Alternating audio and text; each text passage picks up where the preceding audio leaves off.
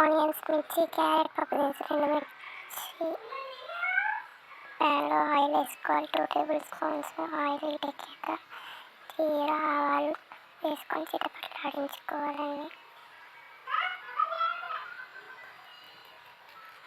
ఇలా చిటపటలాడినాక కరివేపాకు, ఎండుమిర్చి, శనగపప్పు, మినపగుండ్లు వేసుకొని వేయించుకోవాలండి.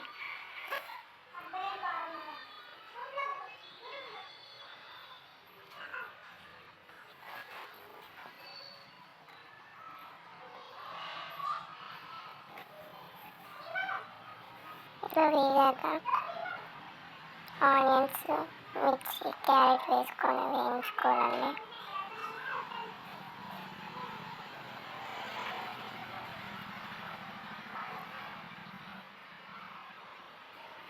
కొంచెం సాల్ట్ వేసుకొని వేయించుకోవాలండి. సాల్ట్ వేసుకుంటే ఆనియన్స్ మంచిగా వేగుతాయండి.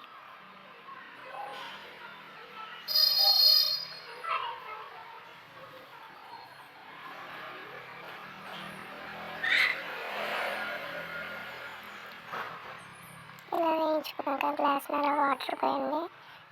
1 గ్లాస్ రవ్వకి గ్లాసున్నర వాటర్ పోసుకున్నానండి. వేసరి వచ్చినాక రవ్వ పోసుకొని ఉండలు లేకుండా కలుపుకోండి. కొంచెం పొడి పొడిగా చేద్దామని తక్కువ వాటర్ పోసానండి. ఎప్పుడు పల్చటి మునగకుండా కొంచెం పొడి పొడిగా తినాలని అనిపించిందండి. పొడి పొడి ఉప్మా చాలా బాగుంటుందండి. పిల్లలు కానీ పెద్దలు కానీ ఇష్టంగా తింటారండి. ఇట్లా ఉండలు లేకుండా మంచి నీట్గా కలుపుకోండి. అరగంటకుండా కలుపుకోండి.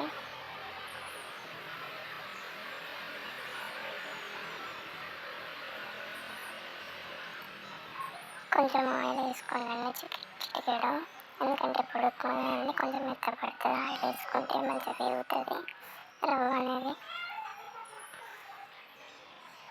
ఇలా అడగట్టకుండా మంచిగా కలుపుకోండి. ఎంత మంచిగా పొడి పొడి అయిందో చూడండి. చాలా టేస్ట్ ఉంటుందండి. మీరు కూడా ట్రై చేయండి. కొత్తిమీర వేసుకొని మూత పెట్టుకొని సిమ్లో పెట్టుకొని స్టవ్ కొంచెం మగ్గనిచ్చినాక తర్వాత కలుపుకొని చూడండి. మంచిగా పొడి పొడిగా బాగుంటుందండి. చూడండి ఎంత మంచిగా పొడి పొడిగా అయిందో. వేడి వేడిగా తింటే బాగుంటుందండి.